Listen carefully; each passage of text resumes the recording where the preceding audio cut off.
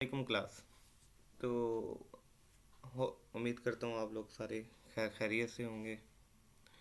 तो अभी तक हम जो लेक्चर्स के अंदर अब तक हम रिवाइज कर चुके हैं उसके मुताबिक ये था कि फॉर्मल और इनफॉर्मल लैंग्वेजेस को हमने पढ़ा था कि फॉर्मल लैंग्वेजेस वो लैंग्वेजेस होती हैं जो क्रिएट की गई होती हैं, बेसिकली एक ख़ास पर्पज़ से बनाई गई होती हैं। और इनफॉर्मल लैंग्वेजेस उन्हीं लैंग्वेजेस के डिफरेंट वर्जन्स जो क्रिएट हो जाते हैं वो इनफॉर्मल लैंग्वेजेस होती हैं। अल्फ़ाबेट्स क्या होते हैं? अल्फ़ाबेट्स के बारे में मैंने बताया था कि हम कुछ करैक्टर्स या सिंबल्स या लेटर्स हम डिफ़ाइन करते हैं कि ये हम अपनी लैंग्वेज के अंदर यूज़ करेंगे, और उनका उनका एक सेट बना लेते हैं जिसको हम सिग्मा से डिफ़ाइन करते हैं। उनको हम अल्फ़ाबेट बोलते हैं। उस अल्फ़ाबेट के अंदर कुछ करैक्टर्स होते हैं जिनसे हम लैंग्वेज को क्रिएट करते हैं। स्ट्रिंग्स उन्हीं करैक्टर्स के जो अल्फ़ाबेट के अंदर अल्फ़ा सिग्मा के सेट के अंदर जो लेटर्स या करैक्टर्स होते हैं, स्ट्रिंग्स जो होती हैं वो उन्हीं के कम्बिनेशन होते हैं जो हम बना सकते हैं। वो लातादाद कम्बिनेशन हो सकते हैं। नल स्ट्रिंग का मतलब है कि हमने कोई कम्बिनेशन नहीं क्रिएट किया। वर्ड्स हमारे पास जो होते हैं वो स्ट्रिंग्स होती हैं जो रूल्स को फॉलो कर रही होती हैं। अब हमारे पास तो स्ट्रिंग्स तो लातादाद होते हैं लेकिन वर्ड्स चंद होते हैं जो रूल को फॉलो कर रहे होते हैं। और वैलिड और इनवैलिड अल्फ़ाबेट्स के बारे में मैंने ये बताया था कि ज़रूरी है नहीं है कि एक लेटर या एक करैक्टर या एक सिंबल वो सिर्फ एक ही दफ़ा आ सकता है, वो दो दफ़ा भी आ सकता है एक अल्फ़ाबेट के अंदर। तो अगर वो दूसरी दफ़ा आ रहा है तो उसको दूसरी दफ़ा आने के लिए ये ज़रूरी है, वैलिड होने के लिए ये बात ज़रूरी है कि वो दूसरे लेटर का सफिक्स बन के आए, मतलब कि उसके बाद में आए।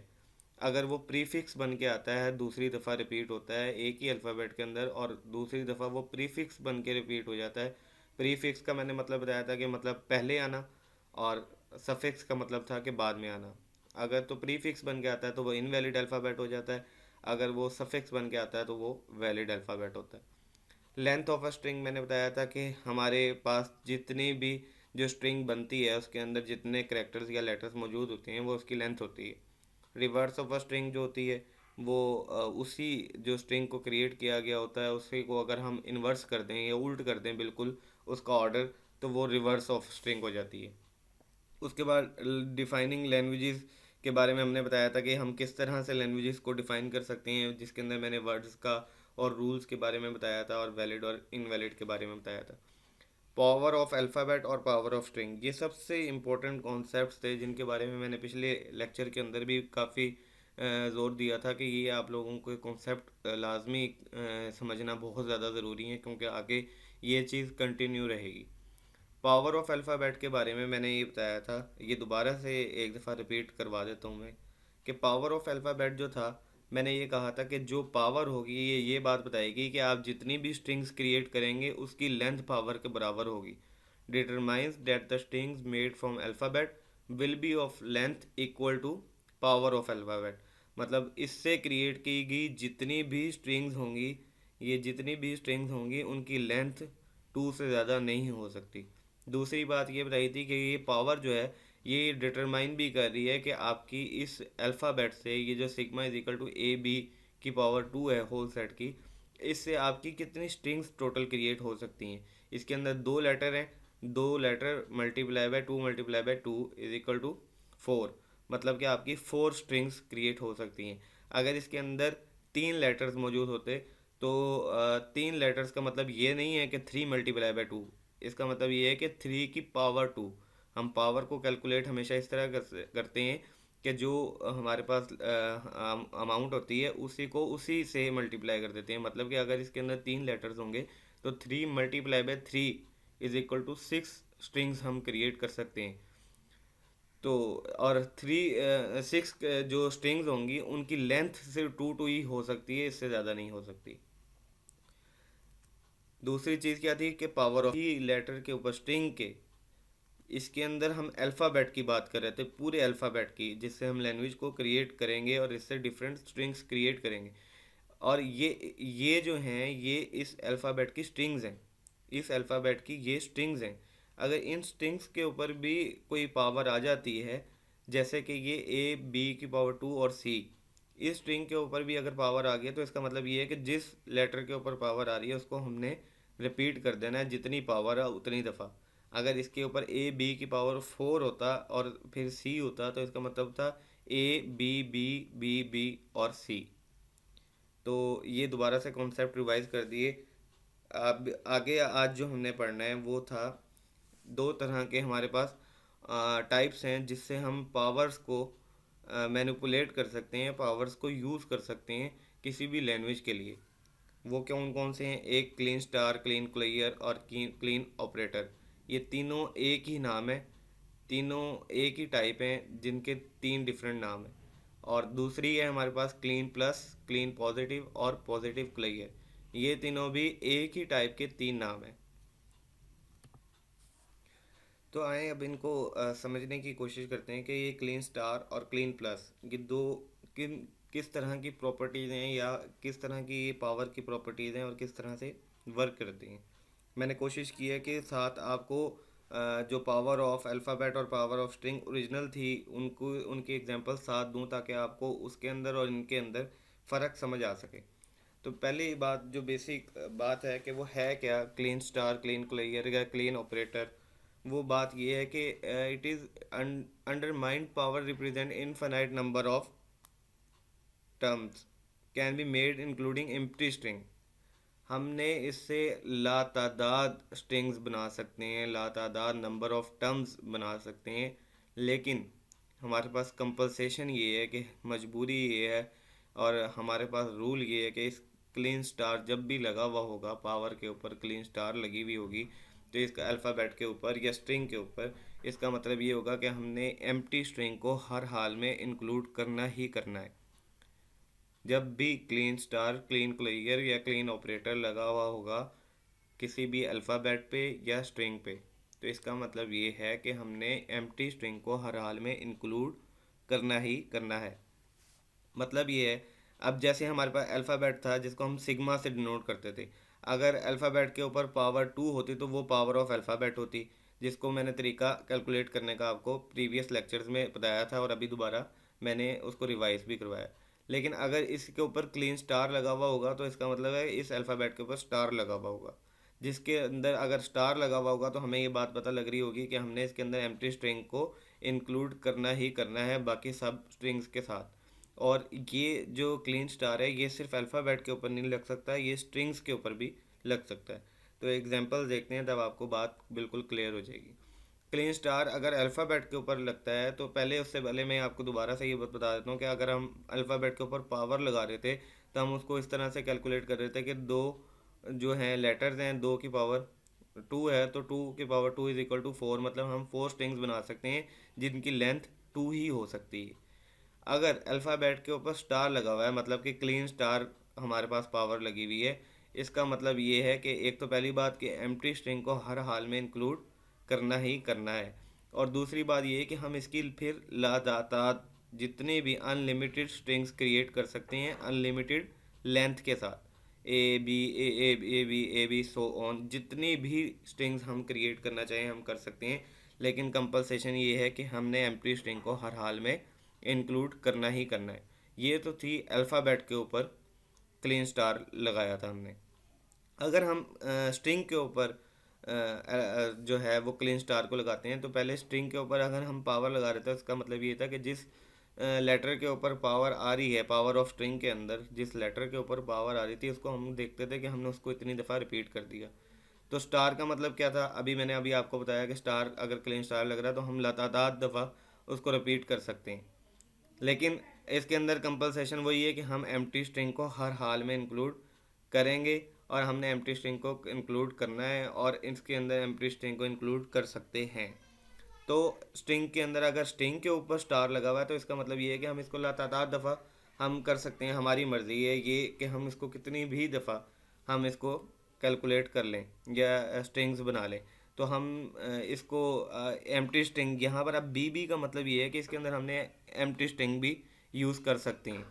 अब ए को हमने बीच में नहीं डाला, ये हमारी कंपलसेशन नहीं है कि इसको हर हाल में ए को यूज़ करना ही करना है, क्योंकि हम एम्प्टी स्ट्रिंग को भी तो यूज़ कर सकते हैं क्लीन स्टार के अंदर या क्लीन क्लियर में या क्लीन ऑपरेटर में।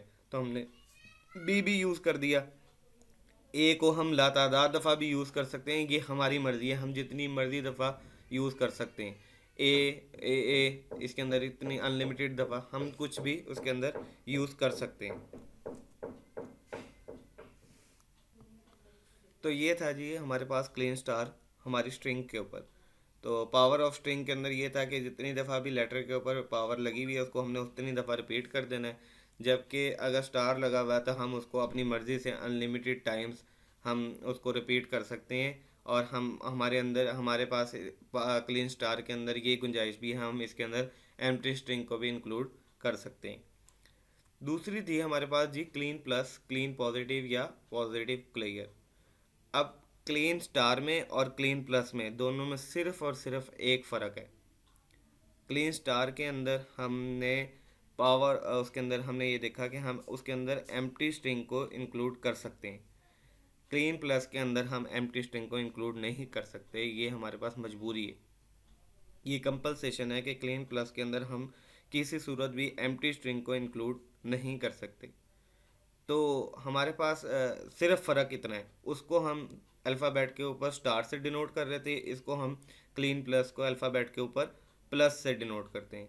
और इसके अंदर बात वही कि हम एक्सेप्ट एम्प्टी स्ट्रिंग, बाकी जितनी दिल करें हम स्ट्रिंग्स को क्रिएट कर सकते हैं, जितनी मर्ज़ी हम स्ट्रिंग्स क्रिएट करना चाहें हम कर सकते हैं। और सेम लाइक डैट वो भी अल्फ़ाबेट के ऊपर भी क्लीन प्लस यूज़ हो सकता है, और क्लीन स्टार में भी हमने देखा था कि वो अल्फ़ाबेट के ऊपर यूज़ हो सकता है।